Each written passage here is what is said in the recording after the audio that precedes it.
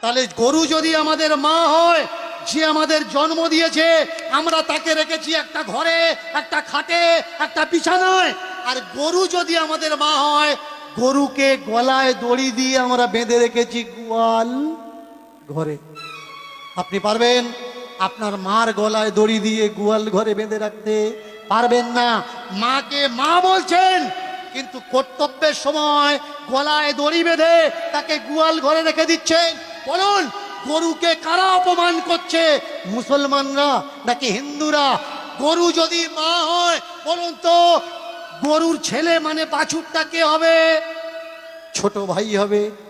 মার পেটে যে হয় সে তো ভাই হয়। এবার বলুন, গরুর বাছুর হলে, বাছুরটা যদি আমার ছোট ভাই হলো, 21 দিন পরে গিয়ে প্রথম দোয়াটা কতদিন দেন? কতদিন পরে দেন? 21 দিন না?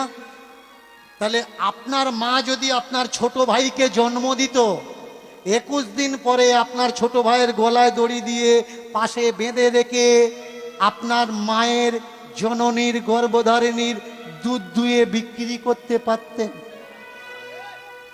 আমাকে বলবেন না যে আমি হিন্দু ধর্মের অপমান করছি। আমি প্রশ্ন করছি, আমি জানি না, আমি অবোধ শিশু। আপনাদের কাছে জানতে চাচ্ছি কোনটা করা উচিত আর কোনটা করা উচিত নয়। বলুন তো, গরু যদি আমাদের মা হবে, অনেকে বলে গরু দুধ দেয়, গরু দুধ দেয়। ভালো করে শুনুন, গরু কখনো দুধ দেয় না।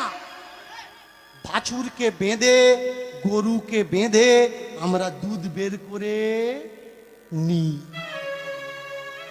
গরু আমাদের দুধ দেয় না, অচেরায় পড়ে দুধ বের করতে বাধ্য করাই।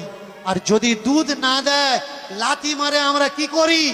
সামনের পা বাঁধি, পিছনের পা বাঁধি। বলুন, যাকে মা বলে ডাকছেন, এই ব্যবহারটা যার সঙ্গে দিচ্ছেন, সত্যি কি ঠিক ব্যবহার দিচ্ছেন? এবার বলুন তো, যাকে মা বললেন, এটা আমার মা।